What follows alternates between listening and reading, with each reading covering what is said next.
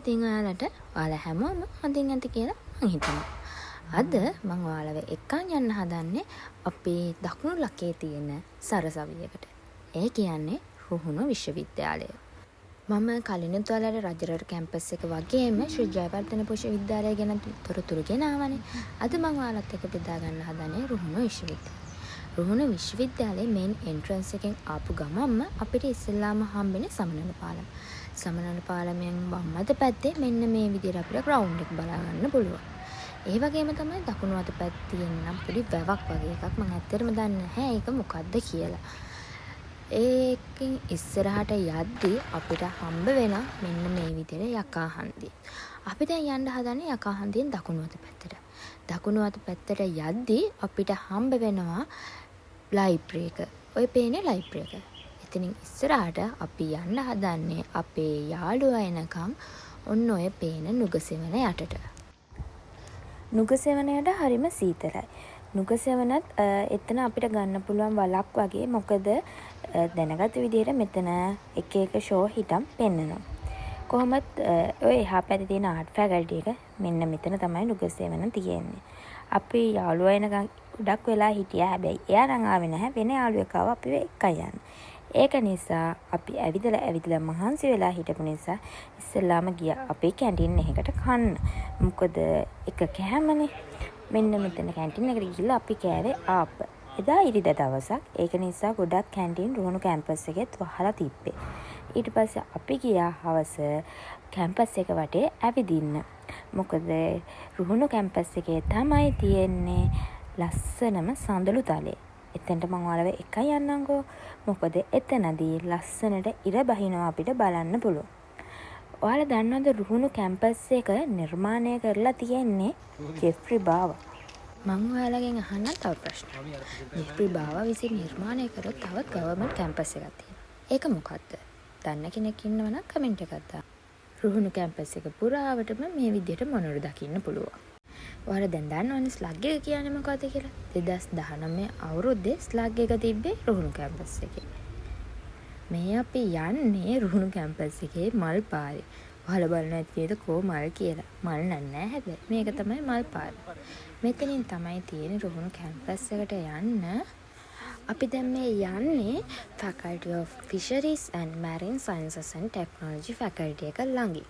එහෙම නැත්නම් දීවර හා සමුද්‍ර විද්‍යා හා තාක්ෂණ පීඨය ළඟින් තමයි අපි මේ යන්නේ. මේක තියෙන්නේ කැම්පස් එකේ නම් වෙනම පැත්තක. මේක තමයි ලංකාවේ තියෙන එකම දීවර හා සමුද්‍ර හා තාක්ෂණ විද්‍යා පීඨය. ඇත්තටම මේ රුහුණු කැම්පස් එක ඇතුලේ තියෙන්නේ වෙනමම ලස්සනක්. ඒ කියන්නේ ඒක හරි අමුතුයි.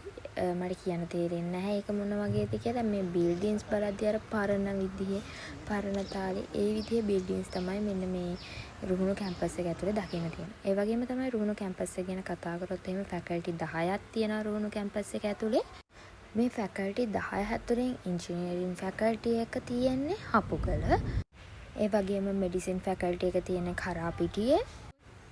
ඒ වගේම තමයි ඇග්‍රිකල්චර් ෆැකල්ටි එක තියෙන්නේ මාපලානේ. බලන්නකෝ ඔයාලට මෙතනින් යනකොම පේනවා ඇති ලස්සනට ඉර බහිනවා. මම බලන්න ආසම එකක් තමයි මේ ඉර බහිනවා කියන එක. මම ඔයාලට කීවනේ රුහුණු කැම්පස් එකේ නිර්මාණය කරලා තියෙන ජෙෆ්රි බාවා කියලා. ජෙෆ්රි බාවා කියන අති විශිෂ්ට නිර්මාණකරුවෙක්.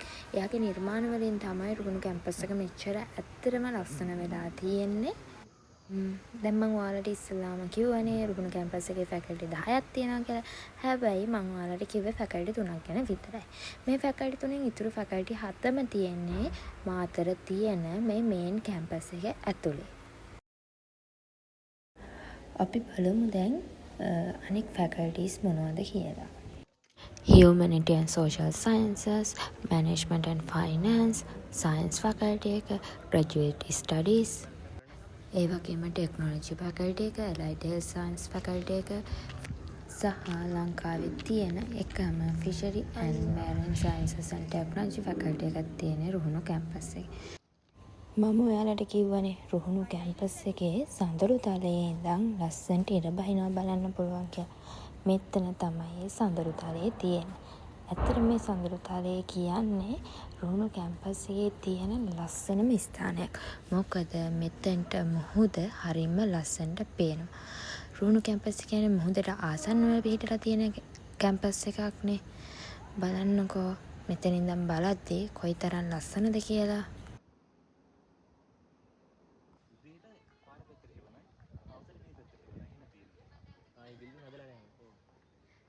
ජෙෆ්රි බාවනේ මෙතන ගිහලා කැම්පින් එරියා එකට තියෙන කැම්පින් අපි දැන් මේ යන්නේ රුහුණු කැම්පස් එකේ තවත් ලස්සන තැන් ටිකක් බලන්න. ඇත්තටම අපි එක්කගෙන ගියා මට ඇත්තටම මතක නැහැ මෙතෙන්ට කියපු නම මොකක්ද කියලා. මේකත් එක්තරා ෆැකල්ටි එකක්. රුහුණු කැම්පස් එකේ ගොඩාක් තැන් වලට ගියාට පස්සේ අපිට මෙන්න මේ විදියට මුහුද බලා ගන්න පුළුවන්. මම ඔයාලට කලිනුත් කිව්වනේ රුහුණු කැම්පස් එක කියන්නේ ජෙෆ්රි බාවගේ අතිවිශිෂ්ට නිර්මාණයක්.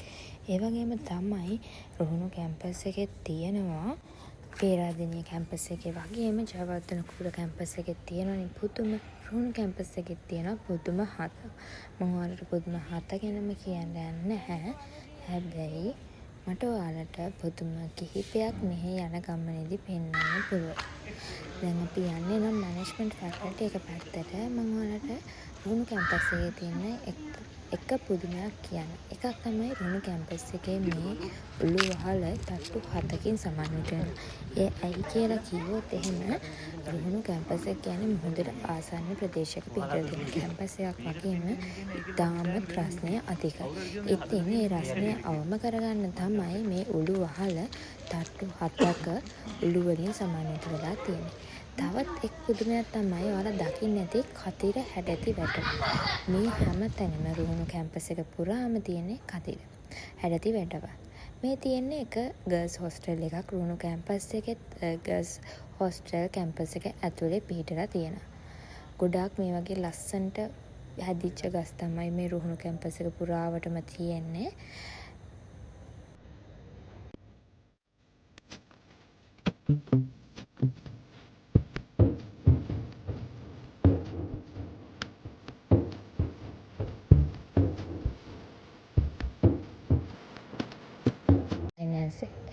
මේ තියෙන්නේ රුහුණු කැම්පස් එකේ වල. රුහුණු කැම්පස් එකේ වල අලුතින් තමයි ඉදි කරලා තියෙන්නේ. ඒක තියෙන්නේ මැනේජ්මන්ට් ෆැකල්ටි එක පැත්තේ. මට තව දෙයක් ඔයාලට කියන්න අමතක වුණේ. රුහුණු කැම්පස් එක පුරාවටම ගඟක් තියෙනවා. මට ඒ ගඟේ නම නම් මතක නෑ. හැබැයි එතන හැමතැනම ගහලා තියෙනවා කිඹුල්ලු ඉන්නවා කියලා. අපිට පරිස්සම් වෙලා යන්න කියලා තමයි හැමතැනම තියෙන්නේ. අපි වල බලලා ඉවර වෙලා දැන් අපි යන්නේ මේ මම ඔයාලට කිව්වේ අර ගඟක් තියෙනවා කියලා. මෙන්න මේ ඒ කෑල්ල තමයි තියෙන්නේ. දැන් අපි යන්නේ රුහුණු කැම්පස් එකේ ජිම් එක පැත්තට. රුහුණු කැම්පස් එකට තියෙනවා ගොඩාක් ලොකු ජිම් එකක්. 2019 වර්ෂයේ ඒ කියන්නේ කොරෝනා වලට තිබ්බ අන්තිම ස්ලග් එක තිබ්බේ රුහුණු කැම්පස් එකේ. ස්ලග් එක කියන්නේ මොකද්ද කියලා මම ඔයාලට රජරට කැම්පස් වීඩියෝ එකේ කියලා තියෙනවා. ඔයාලා ඒක බලන්න. ඒ තිබ්බේ 2025 වර්ෂයේ ස්ලග් එක තිබ්බේ රජරට කැම්පස් එකේ. ඒක හින්දා එතන මම වීඩියෝ එකක් කරා. මේ තියෙන්නේ රුහුණු කැම්පස් එකේ ජිම් එක. හරිම විශාලයි. හැබැයි අපිට ඇතුළට යන්න බැරි වුණා මොකද ජිම් එක වහලා තිබ්බ නිසා. අපි ගියපු දවසේ තිබ්බා ග්‍රැජුවේෂන් සෙරමනි එකක්. ඒ ග්‍රැජුවේෂන් සෙරමනි එක දකිද්දි ඉතින් මතක් වුණා අපි දවසක ග්‍රැජුවේට් වෙනවනේ කියලා. කොහොම හරි කැම්පස් එක වටේම රෝමයක් ගහලා කැම්පස් එක බලලා අන්තිමට අපි එන්න පිටත් වුණා. ඉතින් ගිහින් එන්න හැමෝටම බයි බයි. ඔයාලා හැමෝටම ආදරේ.